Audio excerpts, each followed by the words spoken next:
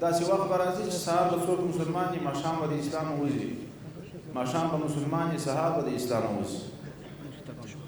نو نن هغه زمانه ده، اسلامي قوانین، اسلامي نظام، اسلامي لاره دا خلک په بدو نامو درته معرفي کوي. ستاسې پر شاعر او اسلامي وباندې په داسې تورونه لګوي چې هغه خدای نه کرده که یې سړی زړه ته واچي د سړي به اسلام ورسره په خطر کې کېږي، ایمان به په خطر کې کېږي.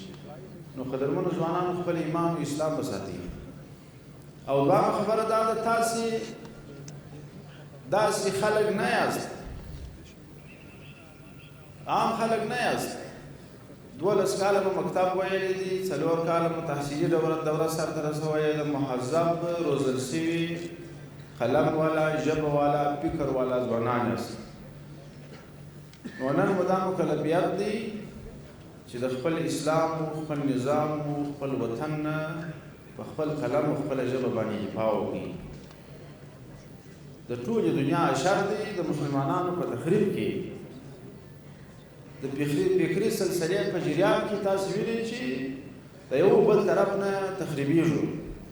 او دا واقعیت دی چې کله اسلام راغلی دی د اولې ورځې سره بیا تر ننه پورې داسې نه ده پېښه شوې چې کافر دی اسلام تسلیم کړي. ابو جهل د مکې معظمې په کوڅو کې روان دی، یو صحابي وایي ورسره مخ شوم، بیا مې پوښتنه ځینې وکړه،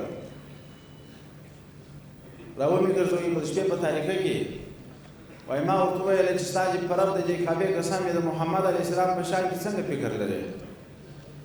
ده ورته وویل زما چې په رب د دې کعبې قسم یې که بل شی بیا د الله رسول خو در ما کشر دی نه سم منلی نه منلی. پیغمبر علیه السلام مبارک په شان کې دا جرحه ده چې دا اوس دی پیغمبر سو په مکه معظمه کې په ډېر ملکان و ډېر خانان و ډېر پیاوړي خلک و څنګه دا یتیم صلی الله علیه وسلم دا ولې په ټولو کې دی سردار شو دی مشر. لولا نزل هذا القرآن على رجل من القريتين عظيم. دا قرآن ولې د دې مکې پر یو مشر ملک نه نازلېدی چې پر محمد علیه السلام نازل شو. او دا جرحه وه چې دا ولې په بازار کې ګرځي، دا ولې ډوډۍ خوري. ما لهذا الرسول یاکل الطعام ویمشي فی الاسواق. اصل پېښه ده چې دا پیغمبر په بازار کې ګرځي او ډوډۍ خوري. اوس ډوډۍ خوړل عیب دي، په بازار کې ګرځېدل عیب دي. نو د جرحې څه د کفارو اسلام د تاریخ نه دی خالي شوی. پکار دا ده چې په دفاع کې مسلمانان ولاړ وي. تاسې ځوانان به مدافعین د اسلام او د اسلامي اماراتو د افغانستان جوړېږي. او دا چې اوس ځان مهذب یادوي چې موږ داسې ښه تهذیب لرو، داسې پرمختګ لرو، داسې د بشر د حقوقو مدافعین یو.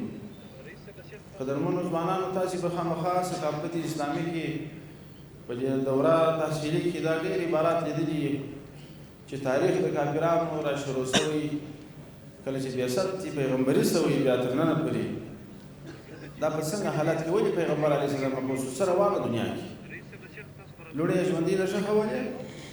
وإذا الموءودة سئلت بأي ذنب قتلت. رب جل جلاله په ورځ د قیامت پوښتنه نه ځینې کوي چې دا ماشومه دې ولې مړه کړه. د ده په دعوا دا وایي چې دا خو چې سبا غټه شي بیا د بل چا سره واده کوي دا زما دپاره عیب دي، زه یې نه شم منلی، زما دپاره بېغیرتیا ده. خپله لور بیا ښخه کړي، ژوندۍ ښخه کړي. خپل اولادونه یې نه وژل. ولا تقتلوا اولادکم خشیة املاق. الله رب العالمین ورته ویلي چې اولادونه مو په دې خاطر مه وژنئ چې سبا به موږ پکې رانځ.